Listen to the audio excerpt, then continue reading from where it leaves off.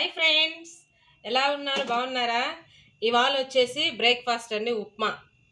పిల్లలకి ఉప్మా చాలా మందికి ఇష్టం ఉండదండి. ఇలా చేసి పెట్టండి, పిల్లలు ఉప్మా అసలు చాలా అంటే చాలా బాగా తింటారండి.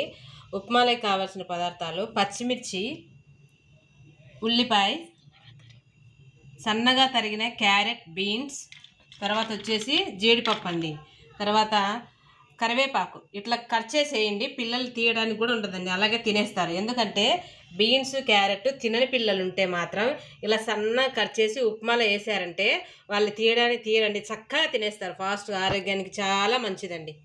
తర్వాత ఉప్మా రవ్వను కాసేపు వేపేసుకుందామండి. పొయ్యి మీద పెట్టేసి పెనం పెట్టి ఆయిల్ వేసుకుంటున్నానండి.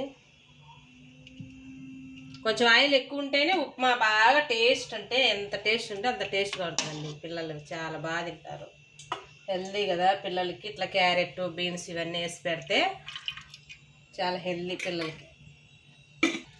ఆయిల్ వేడైందండి. వేడైన తర్వాత ఆవాలు, జీలకర్ర, మినప్పప్పు, పచ్చెనగపప్పు ఇవి ఎక్కువ వేయండి. ఎందుకంటే పిల్లలు బాగా నోటికి తగులుతూ ఉంటుందండి. తగులుతూ ఉంటే వాళ్ళు బాగా ఇష్టంగా తింటారు. తర్వాత వచ్చేసి పచ్చిమిర్చి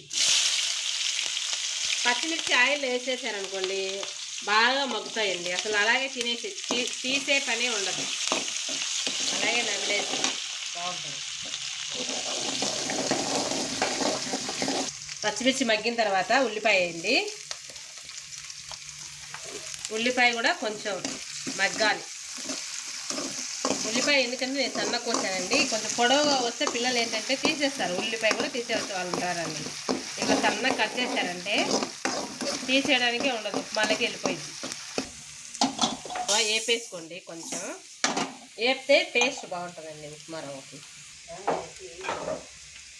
పప్పండి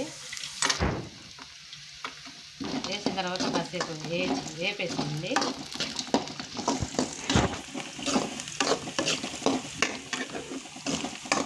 తర్వాత క్యారెట్, బీన్స్ ఒక 5 minutes కొంచెం నూనెలో మగ్గించేద్దామండి. అప్పుడు టేస్ట్ చాలా బాగుంటుంది. అప్పుడు మగ్గిందంటే